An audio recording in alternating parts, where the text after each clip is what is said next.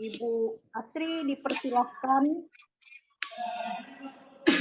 Ya, terima kasih kepada Ibu Fauzia. Sebelumnya saya mengucapkan terima kasih kepada peserta yang telah menyempatkan waktunya untuk mengikuti seminar sederhana ini, di mana hari ini kita mengenai tentang budaya positif dan segitiga restitusi.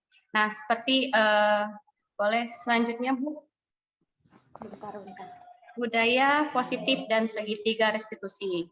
Nah, di sini kita akan berbicara tentang hal-hal apa yang ada atau hal-hal apa tentang budaya positif yang ada di sekolah dan mengenai segitiga restitusi yang akan kita gunakan sebagai guru dalam penyelesaian masalah-masalah yang dihadapi oleh murid-murid kita. Budaya positif adalah, nah ini dulu yang di slide kedua.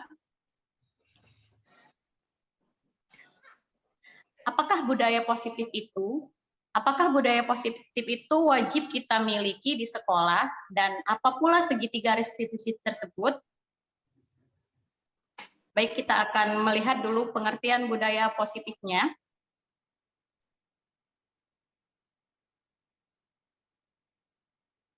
Oke, budaya positif adalah perwujudan dari nilai-nilai atau keyakinan universal yang diterapkan di sekolah.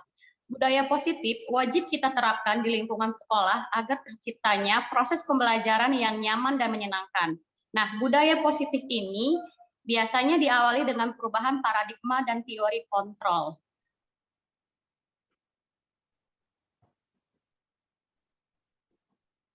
Oke, nah sebelum kita membuat budaya positif, ada beberapa hal yang harus kita perhatikan terlebih dahulu.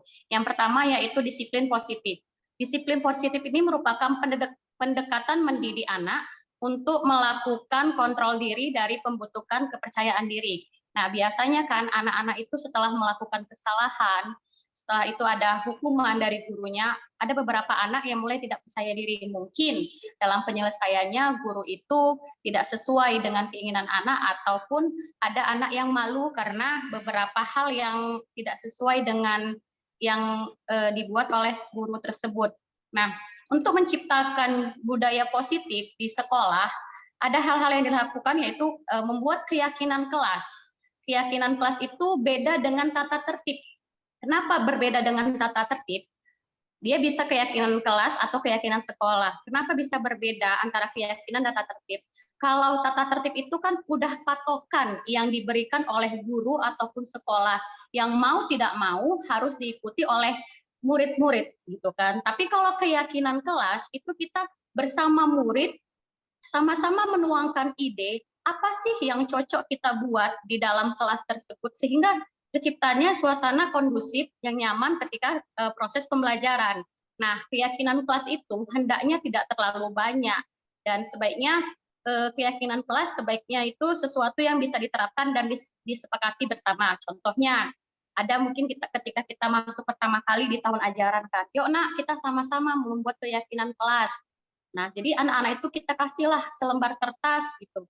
Nah, jadi mereka apa sih mau dibuat? Contohnya mereka bisa bertanggung jawab, menyelesaikan tugas tepat dengan waktunya, disiplin. Nah, itulah keyakinan kelas itu yang kita tuangkan bersama, tapi dengan asas kesepakatan pihak murid dan guru tersebut. Itu kalau keyakinan kelas. Nah, selanjutnya setelah kita telah menerapkan keyakinan kelas untuk menciptakan budaya positif, ada beberapa posisi kontrol guru. Nah, posisi kontrol guru itu ada kontrol penghukum, kontrol pembuat rasa bersalah, teman, pemantau, dan manajer. Di mana kalau posisi kontrol penghukum itu, guru hanya langsung menghukum muridnya ketika muridnya ada salah. Nah, tapi kalau seandainya posisi kontrol yang pembuat rasa bersalah, berarti dia itu membuat si muridnya itu selalu merasa bersalah dengan kesepakatan atau telah membuat kesalahan atau tidak mematuhi tata tertib. Nah, tapi kalau sebagai kontrol teman, guru itu mengajak murid itu sebagai teman seperti itu. Kalau kontrol pemantau, dia hanya memantau anak. Setelah itu dia mengingatkan bahwa peraturannya. Tapi kalau posisi manajer itu posisi yang dimana guru itu bisa mendekatkan diri kepada murid. Nah, nanti akan dijelaskan gimana sih proses manajer itu. Gitu. Selanjutnya Bu. Nah, di sini saya ada memberikan satu contoh kasus di mana saya bacakan. Sabrina hari itu bangun terlambat dan terburu-buru sampai di sekolah. Dia pun akhirnya sampai di gerbang sekolah, tapi baru menyadari kalau tidak menggunakan sepatu hitam seperti yang tertera di peraturan sekolah. Di depan pintu kelas, Bapak Lukman memperhatikan sepatu Sabrina yang berwarna coklat. Sabrina berusaha menjelaskan bahwa dia terburu-buru dan salah mengenakan sepatu. Pak Lukman menanyakan Sabrina apa peraturan sekolah tentang seragam warna sepatu. Sabrina menjawab sudah mengetahui sepatu harus berwarna hitam. Namun karena terburu-buru dan salah mengenakan sepatu, selain tidak mungkin kembali pulang ke rumahnya karena jauh sekali, dia memakai sepatu itu. Pak Lukman tetap bersikeras pada peraturan yang berlaku dan mengatakan, ya sudah, kamu sudah melanggar peraturan sekolah, kamu sudah salah, sudah terlambat, salah pula memakai sepatu. Nah, segera buka sepatumu kalau tidak mengenakan warna sepatu, karena tidak mengenakan warna sepatu yang sesuai. Gitu. Nah, selanjutnya Sabrina meminta maaf dan memohon kembali kepada Pak Lukman agar tetap dapat mengenakan sepatunya dan berjanji tidak akan mengulang kesalahannya. Namun, Pak Lukman tidak tahu Tidak, kamu telah melanggar peraturan sekolah. Kalau tidak sanggup, ambil sepatu di rumah atau antarkan sepatu ke sekolah ya. Karena kamu sudah tidak pakai sepatu seharian saja di sekolah katanya. Karena kalau selanjutnya, sekarang copot sepatumu dan silakan belajar tanpa sepatu seharian. Sabrina pun dengan berat hati mencopot sepatunya dan memberikannya kepada Pak Lukman seharian. Dia tidak berani berkeliling sekolah karena malu. Lebih banyak berdiam diri di kelas tanpa sepatunya. Oke, selanjutnya Bu Fauzia. Nah, di sini ada pertanyaan. Dalam kasus di atas, sikap posisi apakah yang diambil oleh Pak Lukman? Nah, ini tadi posisi yang 5 kontrol itu yang saya berikan. Nah, yang kedua, bila Pak Lukman mengambil posisi seorang manajer, kira-kira apa yang akan dikatakannya? Pertanyaan-pertanyaan seperti apakah yang akan diajukan ke Sabrina? Selanjutnya ada pertanyaan, kira-kira bila Anda adalah kepala sekolah di sekolah tersebut, nilai kebajikan apa yang akan dituju oleh peraturan harus bersepatu berwarna hitam? Selanjutnya, bagaimana Anda menyikapi langkah yang diambil pada Pak Lukman mengenai kasus tersebut? Oke, Bu, selanjutnya, Bu. Oke, analisis dalam kasus tersebut adalah bila Pak Lukman mengambil posisi seorang manajer, kira-kira apa yang akan dikatakannya? Pertanyaan apakah yang akan diajukan ke Sabrina? Nah, kalau kita lihat posisi Pak Lukman itu kan adalah posisi sebagai penghukum, karena kan dia tidak mau menerima alasan apapun yang dilontarkan atau yang diberikan oleh Sabrina. Nah, seharusnya ketika Pak Lukman menjadi di posisi kontrol sebagai manajer, Pak Lukman itu akan mempersilahkan Sabrina untuk mengevaluasi kesalahannya, mempertanggungjawabkan perilakunya, dan mendukungnya untuk menemukan solusi atas permasalahan tersebut. Seperti yang saya bilang tadi untuk segitiga restitusi, seharusnya Pak Lukman di sini bisa dia untuk menstabilkan identitas baru menvalidasi gitu kan. Pak Lukman akan menanyakan pertanyaan berikut, apa yang kita yakini tentang aturan sekolah, kembali kepada keyakinan kelas yang telah disepakati atau keyakinan sekolah. Nah, apakah kamu meyakininya? Nah, dengan ada peraturan itu, apakah si Sabrina meyakininya? Tidak, Pak. Seharusnya Pak Lukman ketika kontrol manajer bertanya seperti itu. Nah, jika kamu meyakininya, apakah kamu bersedia memperbaikinya? Disitulah dia tadi ada menanyakan ulang kembali, menanyakan keyakinan tentang keyakinan kelas yang telah disepakati. Selanjutnya, Bu.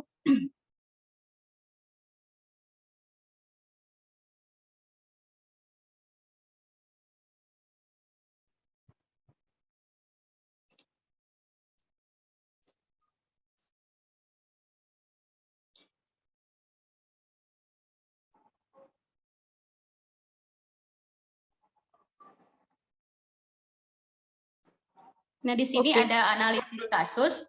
Kira-kira bila Anda kepala sekolah, nilai kebajikan apa yang dituju? Nah, nilai kebajikan yang kita tuju ketika kita sebagai kepala sekolah itu adalah nilai keadilan, tanggung jawab, mandiri, dan kesehatan. Artinya nilai kebajikannya itu sebenarnya itu adalah nilai kebersamaan. Karena kan di mana-mana untuk sepatu ya, untuk masalah sepatu itu adalah nilai kebersamaan atau keseragaman, agar tidak ada timpang tindih antara anak yang memiliki sepatu yang agak mahal dengan anak yang memiliki sepatu yang agak di bawah harga gitu kan.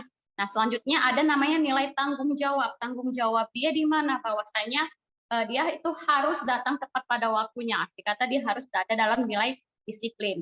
Nah, selanjutnya di sini bagaimana Anda menyikapi langkah yang diambil Pak Lukman mengenai kasus tersebut? Nah, kalau kita melihat dari posisi segitiga restitusi tadi yang telah saya jelaskan, bahwa bisa kita lihat bahwa tindakan Pak Lukman itu tidak sesuai gitu kan, karena dia langsung memberikan hukuman kepada si anak. Di mana-mana kalau di era sekarang itu kita harus bisa harus tahu dulu atau melakukan posisi kontrol sebagai manajer dengan segitiga restitusi itu tersebut. Dia harus menstabilkan dulu anak gimana, terus dia memvalidasikan tindakan yang salah dari si Sabrina, kemudian menanyakan keyakinan kelas. Karena ketika kita menghukum anak langsung, ada dampak-dampak negatifnya gitu kepada si anak. Bisa jadi si anak akan malu gitu kan. Malunya itu bukan hanya malu 1 hari aja, bisa sampai dia tamat mungkin gitu kan. Atau nanti yang ada ketika kita beri hukuman, yang ada nanti bukan ada motivasi di dalamnya untuk berubah. Ketika kalau kita mau berubah itu kan harusnya ada motivasi intrinsik kita dari dalam diri kita gitu kan. Tapi kalau kita ngasih hukuman fisik, berarti dia itu motivasinya ke ekstrinsik gitu. Jadi kalau kita dapat motivasi yang ekstrinsik, berarti kan itu akan cepat hilang. Tetapi kalau ketika kita menggunakan segitiga restitusi ini dalam menyelesaikan masalah siswa, maka itu nanti si anak juga akan menyadari bahwasanya, oh ini salahku, aku pernah melakukan ini, dan solusinya aku bertanggung jawab dan berjanji akan mengikuti keyakinan, akan menjalankan keyakinan kelas yang telah disepakati. Nah, seperti itu dia. Oke Bu, ada lagi Bu Fajia?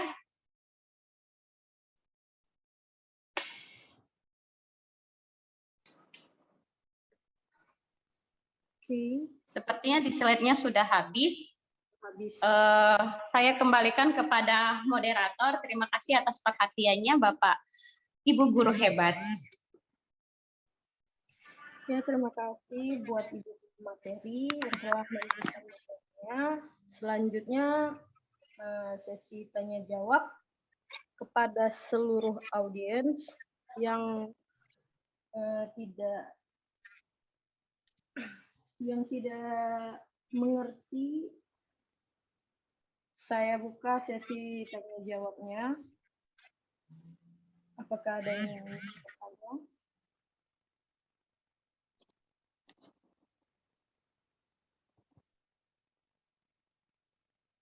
Langsung aja ya buka audionya dan bertanya.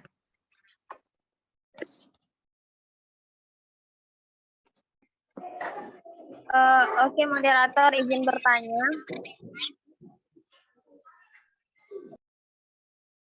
Baik, silahkan.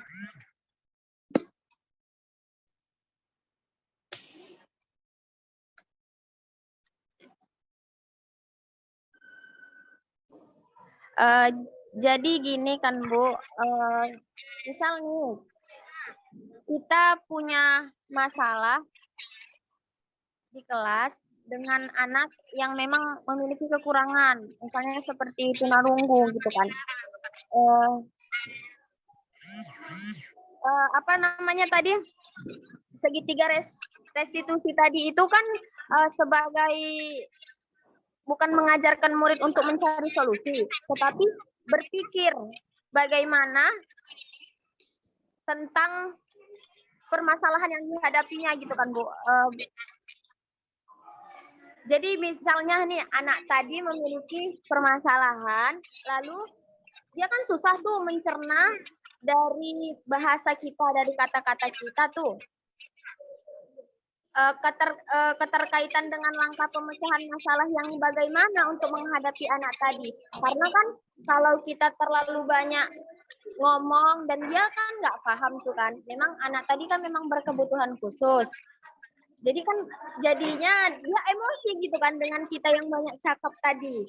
Karena sebenarnya dianya yang memang nggak paham gitu kan. Jadi kaitannya ke segitiga restitusi tadi itu gimana?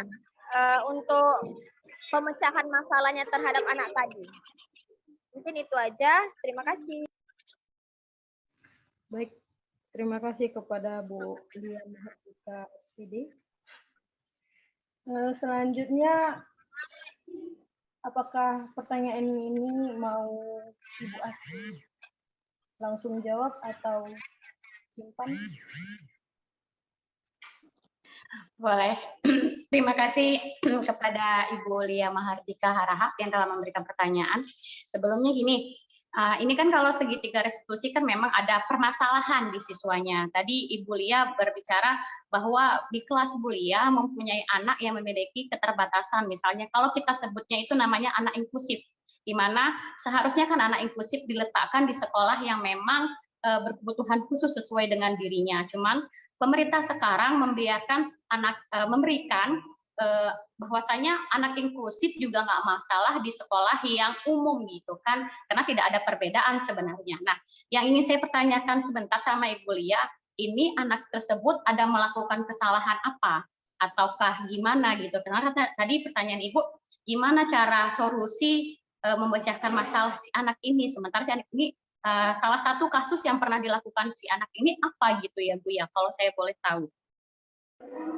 Misalkan kayak contoh yang Ibu kasih tadi, dengan warna sepatu yang berbeda yang digunakan, padahal dia sudah terlambat masuk kelas gitu kan Bu. Nah, itu kita mengasih pemecahan masalahnya gimana ke anak itu gitu.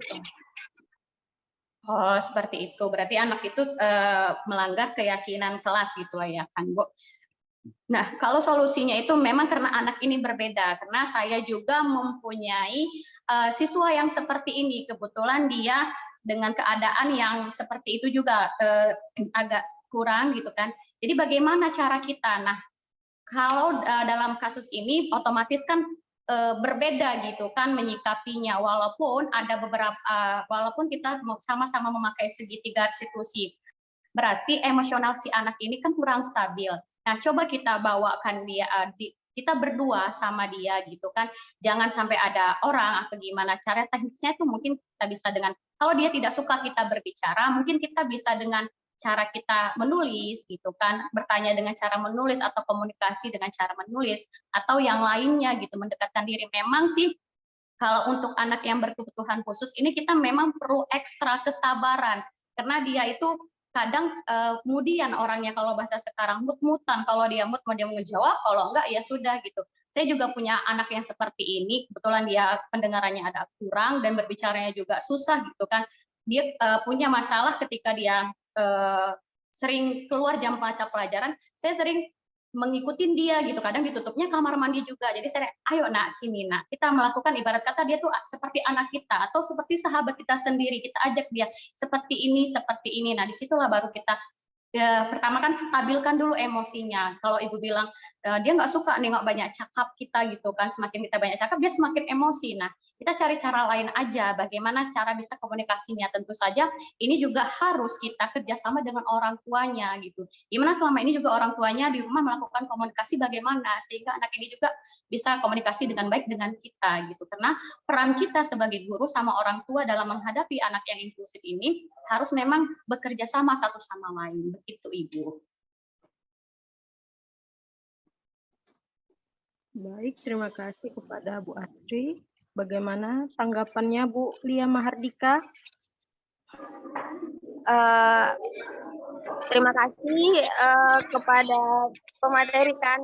Berarti segitiga restitusi ini Bu, sebenarnya bukan untuk menebus kesalahannya kan Bu, bukan untuk lebih ke punishment terhadap anak-anak, tapi mereka harus bisa belajar dari kesalahannya, begitu kan Bu?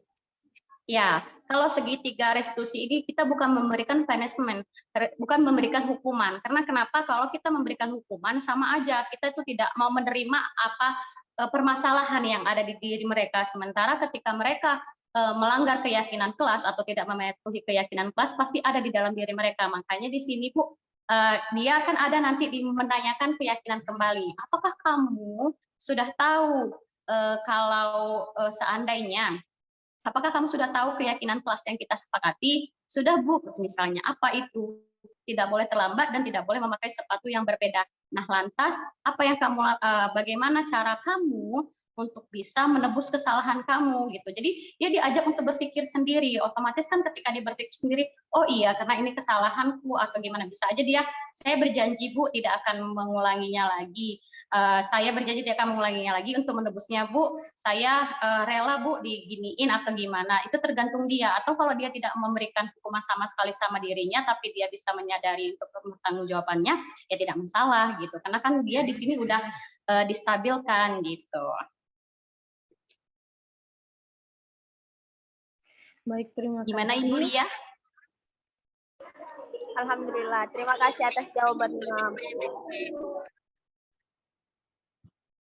Oke, pertanyaan selanjutnya saya ambil dari kolom komentar.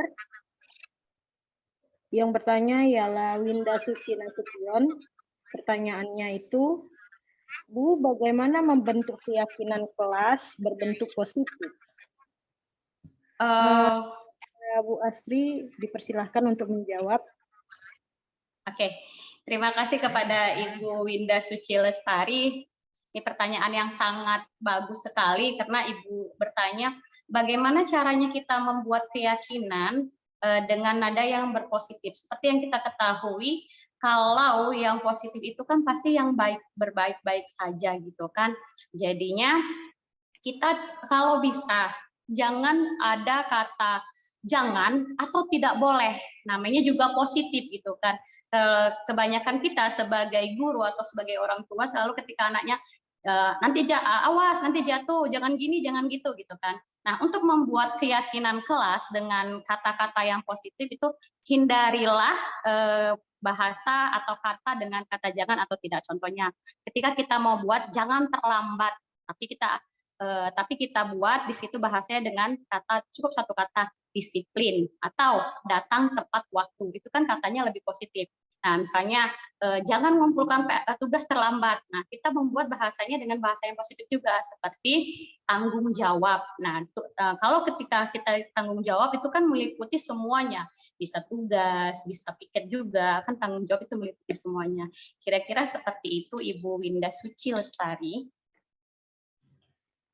Ini Bu, jadi kita tutup. Kalau tidak ada, berarti kita tutup aja Bu Koja. Berarti guru-guru hebat di sini sudah memahami dan semoga nanti ke depannya kita sebagai guru yang bisa menciptakan generasi emas selanjutnya bisa menerapkan segitiga restitusi. Dalam artian kita sebagai guru itu jangan ada lagi yang namanya mendidik secara kolonial gitu. Dimana kolonial itu kan harus ada hukuman fisik gitu.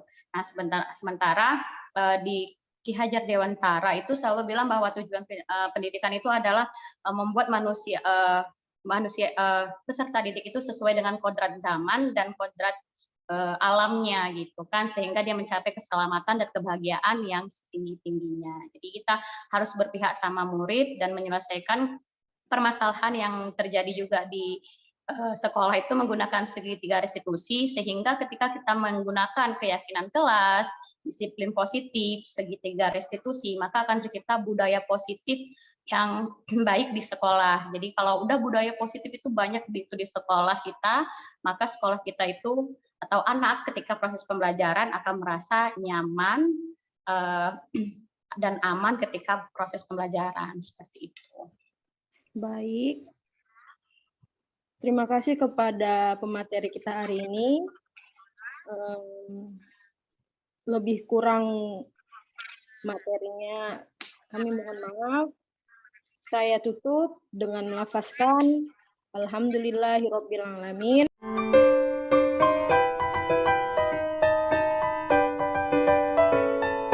Assalamualaikum warahmatullahi wabarakatuh. Nama saya Muhammad Farisa Putra, saya dari kelas 12 IPS. Saya merasa bahagia ikut serta dalam pembuatan kesepakatan atau keyakinan kelas yang nantinya akan diterapkan di kelas. Keyakinan kelas ini sangat berguna bagi saya dan teman-teman yang lain. Terima kasih. Bahagia ikut serta dalam pembuatan kesepakatan atau keyakinan kelas yang nantinya diterapkan di kelas. Keyakinan sangat berguna bagi saya dan teman-teman lainnya.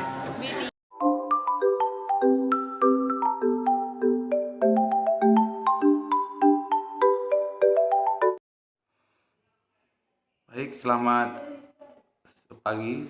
Assalamualaikum warahmatullahi wabarakatuh.